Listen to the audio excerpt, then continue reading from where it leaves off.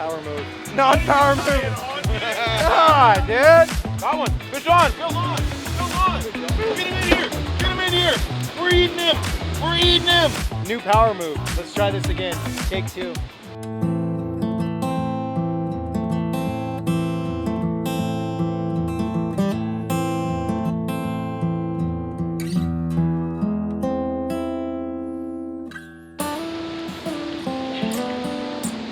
All right, here we are, everybody, at the base of the 2nd largest waterfall in the United States. And technically, Niagara Falls, which is #1, is only half in Canada and half in the US, so we could almost call this one the biggest. We're fishing for a very, very interesting fish here, a fish that is not native to this land, but it's one of the funnest ones in the Pacific Northwest to catch. Let's do it. So the species we're after, everybody, is the American shad. Years and years ago, I do not know the actual date, they brought these things over from the Potomac River and they dumped them in the Willamette and the Columbia rivers here in the Pacific Northwest. And now they are the most prevalent species in the rivers. Almost 3 to 5 to 10 million of these things, that's a big gap, come up these rivers every single year. They're told that they're not a very desirable fish, but we're here to prove that wrong. Now the beauty of shad fishing is how user-friendly it is. It truly is one of the easiest setups in the world. Here at the falls where we're fishing today, we're gonna be fishing a little bit different. Normally we use a thing called the shad dart. And today I'm using something a little bit different, and that's a mini wobbler. Today I'm using something called the nutsack. Oh yeah. This is a kind of a unique nutsack. Dude, I was born that way. One ball is bigger than the other one. You know, some hang a little lower than the other ones. We got about a 5.5 foot leader for a mini wobbler. Let's see. How low does mine hang? Nope, that's the wrong one. Found it. Now, what I find with the shad fishing is it's all about the count. How deep do you go? That's always the question. The guy at the tackle store down the street, Fisherman's Marine, told me it's a good 5 count day. So 1, 2, 3, 4, 5, and that nice slow retrieve. Oh no, not on the first cast. Not on the first cast. Oh man. Oh, he's on. He was on. Got one? Oh, Tim had one. Uncle Tim had one. Dang it. Well, that was a quick $4. Here it goes. Rinse and repeat. I got distracted. The key is to stay focused out here. When you're fishing around a big waterfall like this, you got to stay focused. So these are all shad swimming through here, guys. The Humminbird picks these up really well. These were all shad. Just a minute ago, it was a solid line of those little guys all the way across the screen. Tim hooked up behind us. I got snagged. Those guys, I don't know what they're doing. I found it. Okay, so $4 already lost. Time for effort number 2. Okay, we're $4 in. We're gonna start creating a little tally up on the top of the screen here. How much money will Jordan spend to catch one shad? And I always say shad fishing is almost like jetty fishing, you guys. You give yourself an allotment of money that you want to spend on gear. And then once you lose all that gear, you draw a line there. That's when you go home. Whether you have a fish or not, once the gear's gone, I'm gone. Holy shit, look at them all. They're all there again, dude. They're loaded. Look at them all. Side scan's full. Get them in there, boys. Bombs away. Up your uncle. 1, 2, 3, 4, 5, 6. Sometimes you gotta give them the twiddle, boys. Gotta twiddle it a little bit.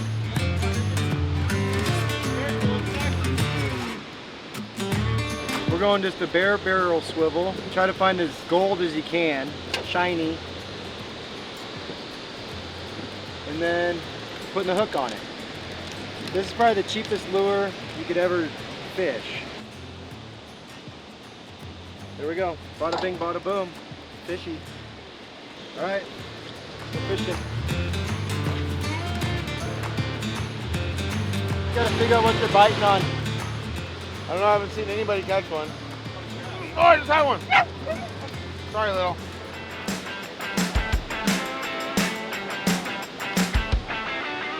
Got one. Good on.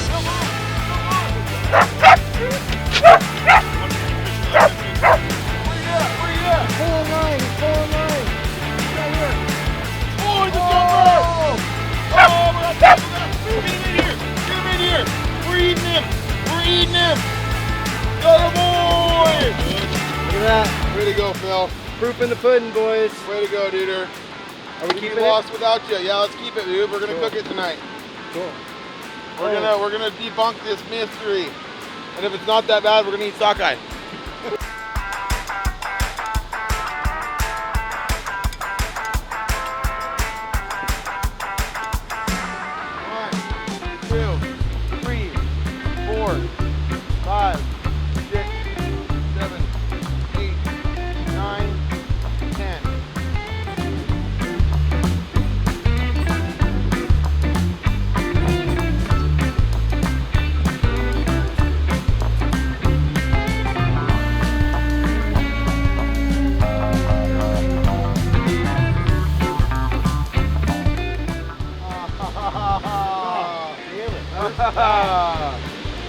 Damn, dude.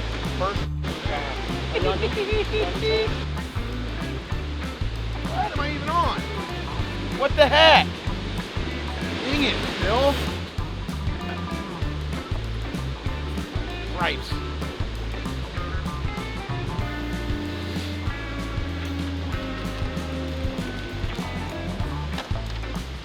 This will make me feel a little better.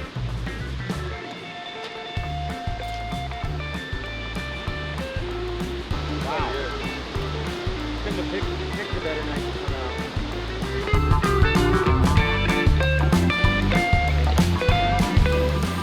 Well, that's the sturgeon line. Ah! Or the sturgeon itself. Dang it, man. This spot sucks. So I'm going to a pencil lead. That's all I'll tell you right now. I already lost count, guys. Already lost count, world. I think I'm 4 or 5 in. Plus Tim's 2. It's adding up quick.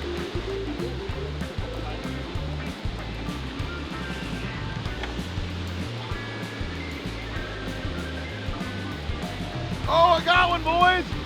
Oh, boy! Oh, it's a shiner! It is a shad. What do you think, Little? Does it taste like a shad?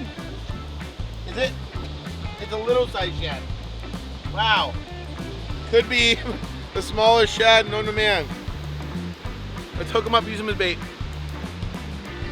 So we're gonna switch it up a little bit. That one fish isn't quite what we came for. We got some, actually, remember that fish.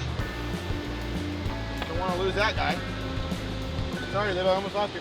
We could just go out there, hover, and drop down with some heavy lead right on top of the fish and hook them, right? Let's do it. Let's do it. Everybody hold on. Hold on, hold on. We are in fast waters now, boys. What I'm gonna do now, everybody, is I'm just gonna sit out here and hold on anchor, or on the motor, just kind of right where we're seeing these fish. It'll allow us to not snag up, and it might get us into a couple. Oh, that was one. Crud. Maybe it was a scoot. Maybe I got a scoot. Oh, yep, sorry, that's a big one. I'm kidding, Little. Oh, come on. How did that hook get stuck? Should bend out. Nope. Damn it. Lost another rig. I'm on to my last wobbler. Good thing Phil brought the swivels. So, this falls is one of the main destinations. Oh, you're kidding me. No. My camera guy, he distracted me. Damn it.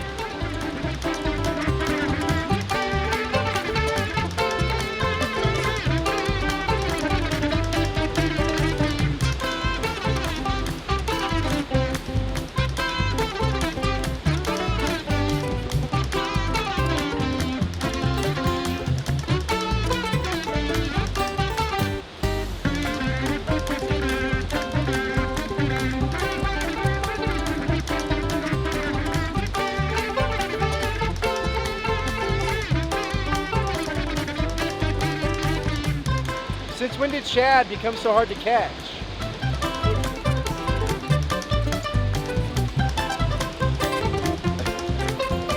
Power move. On. Okay. Non-power move. God, dude. Opposite of power move. Stupid move. What happened? That sucked. That sucked, dude. What did you put on there? I tied it onto the end of my line, but I don't know. A spinner. A nice spinner, brand new spinner. Then he threw it in the river. Oh, there goes. Well, there goes $7. Add that to the Yeah, tally. we'll keep putting it up in the corner here. Could have paid our Comcast bill this month. Instead, we went fishing. No joke. Should we go back to our casting spot, boys? New power move, Michael Jackson. Let's try this again. Take 2. Game on.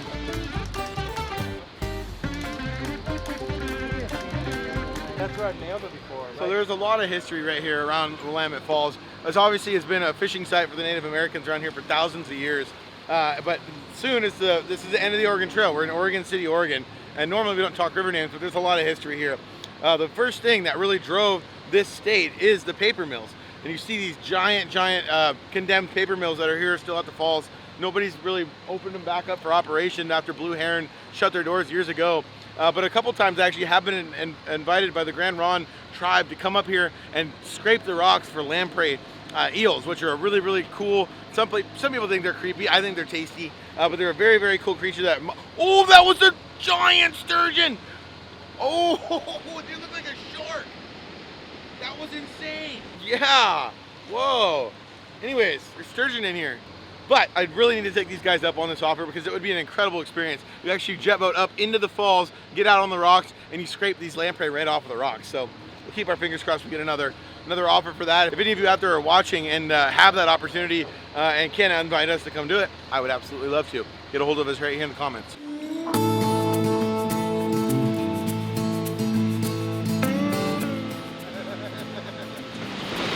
Oh, you got it. Got it. Wait. Ding. Well, I lost another rig again, and I'm not retying. Heck with that. I got different dinner plans. Let's get out of here.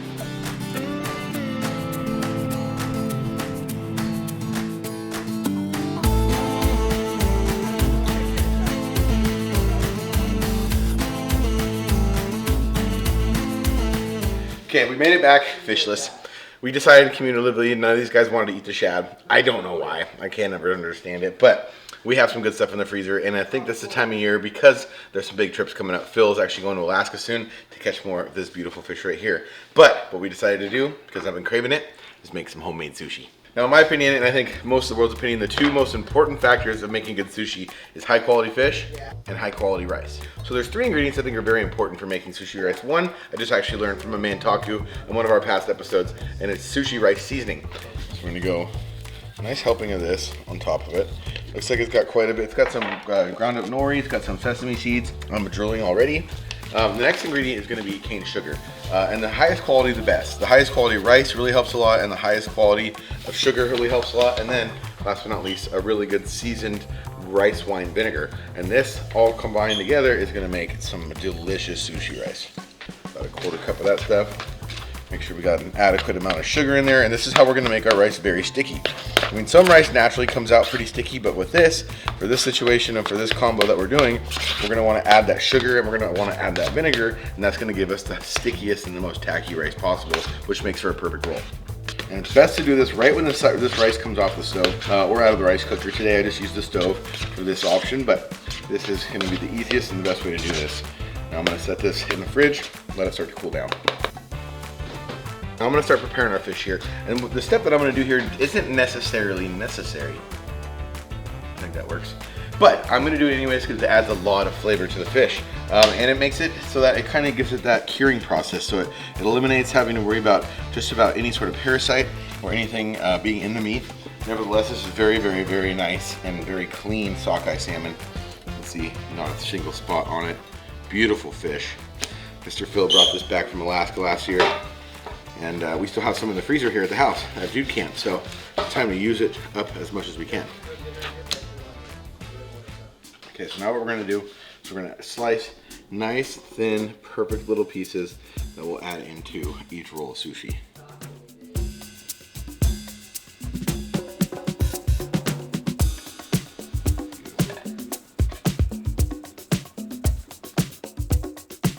All right, so now what I'm gonna do, I'm gonna add just a little bit of rice wine vinegar on the top of this, Just enough to kind of give it a light little bath.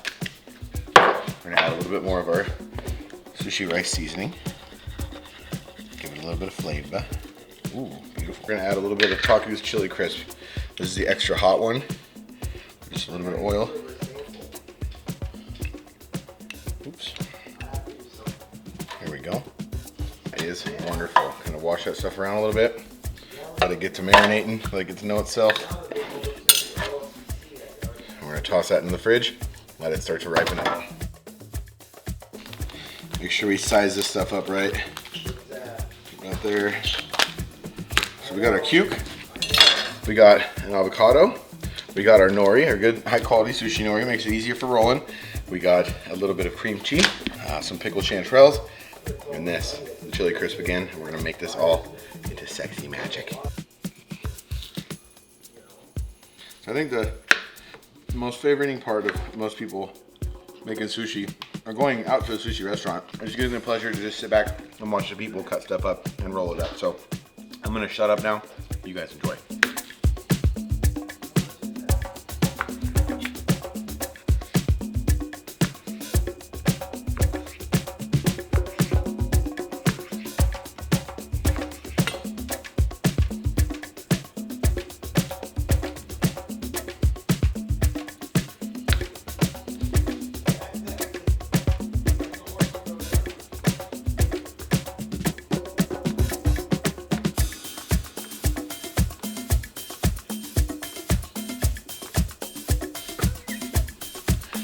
Who says you can't have fun with your food?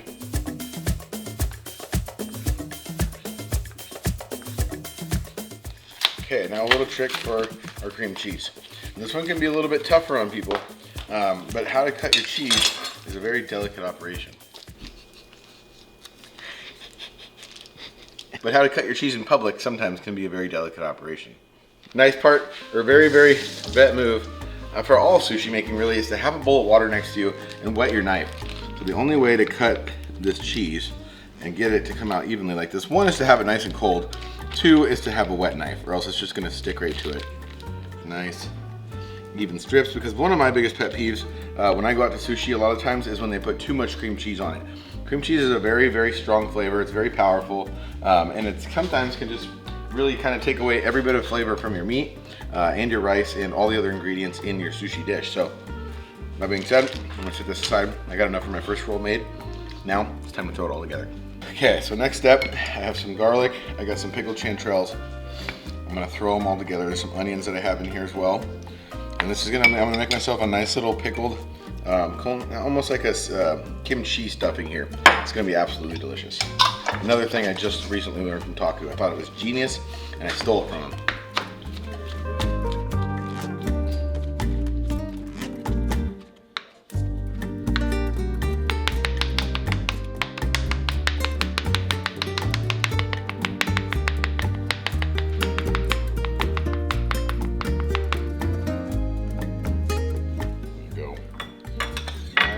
That nice little scoop of the chili stuff, and then I'm going to add just a skosh of kimchi, some spicy kimchi in there. If you guys didn't know, all that kimchi is basically is a form of pickled cabbage. A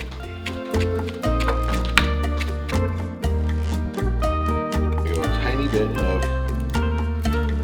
the old 𝗙𝗘𝗟𝗣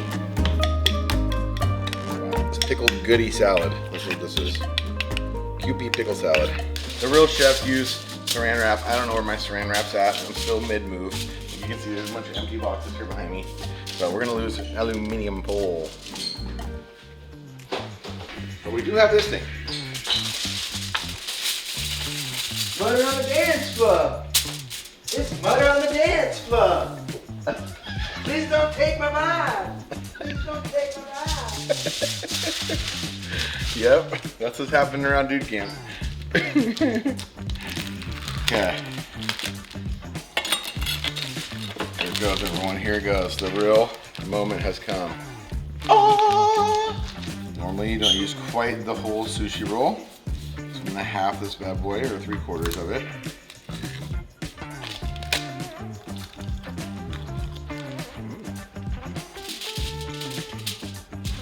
trick once again, get some wet hands, sushi rice time. And it really does, I do find it helps to have this stuff slightly warm. If it's really like super, super cold, it doesn't seem to be quite as sticky. And when it is a little bit warm, it'll give that, that seaweed a little bit of like malleable nature.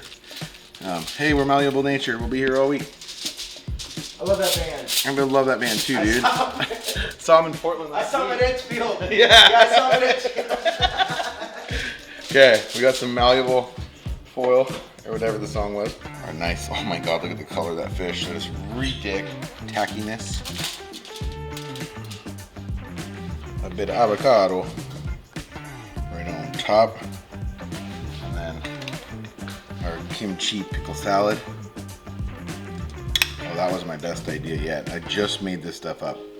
This kimchi pickle salad, I made this sushi a bazillion times, but that's I think the best part of cooking. And cooking with other chefs, I think it's a pleasure and a beautiful thing that I get to experience being a YouTuber, and I thank you guys so much for watching. But getting to cook with these different chefs and gain all these new ideas and have all these you know, philosophies and different things that you can use as a chef to kind of create your own style of stuff and come up with new ideas and new processes and new tastes. It's my favorite thing of life, really. So it's so fun to experiment with you guys, and I'm excited to taste this. Okay, pausing, everyone, pausing. I made a mistake, but it's a fixable one. Over. Then add our ingredients. It's always our learning curves. There's always our hiccups. Okay. Put that over just like this. Oh, non-stick. Perfect. There we go. Hold that over like that. This over like this. Give her a good hard pack. Pray to God it doesn't stick. Oh, we're looking pretty good. Come on, baby. Come on. Come on, we're praying. We're praying. Oh yeah. Oh yeah, we did it. That's a sushi roll. That's an aluminum, that might be the first ever aluminum foil sushi roll. Okay. Naturally, we gotta do a little showmanship here. That's it, mamas.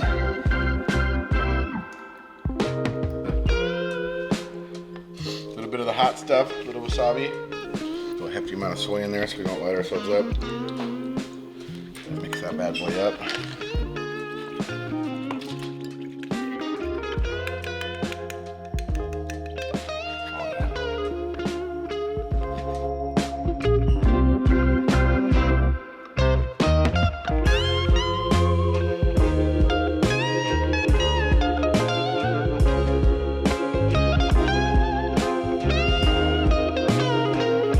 Time to give her a try.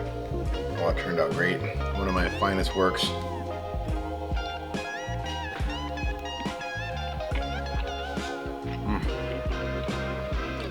Tastes as good as it looks.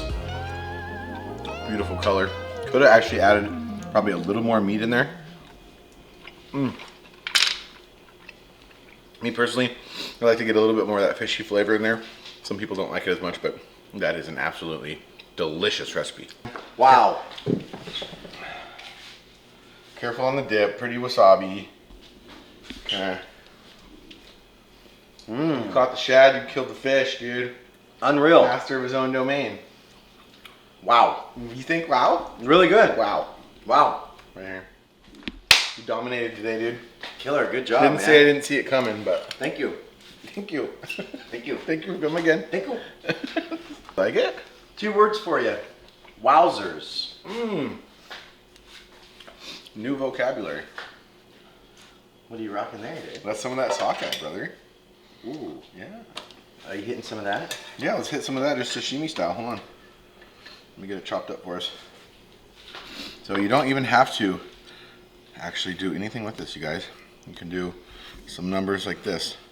Oh, now you're just getting crazy. I'm getting real crazy on you here.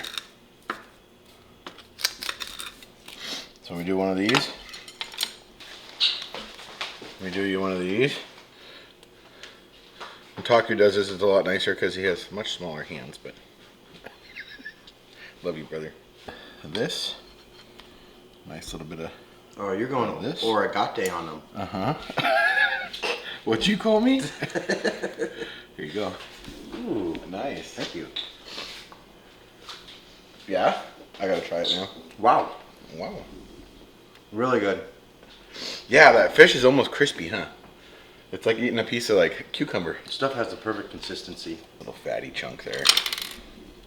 Wrap it in gold. Heck yeah. Well, time for us to veg, everyone. This has been a fun experience. Hopefully we'll be back out there at the falls here again soon. Me and Phil just moved in together, so it's about to be Dude Camp 2.0. Get ready for some rocking. Until next week, everyone, you all stay fishy. We'll see you out there.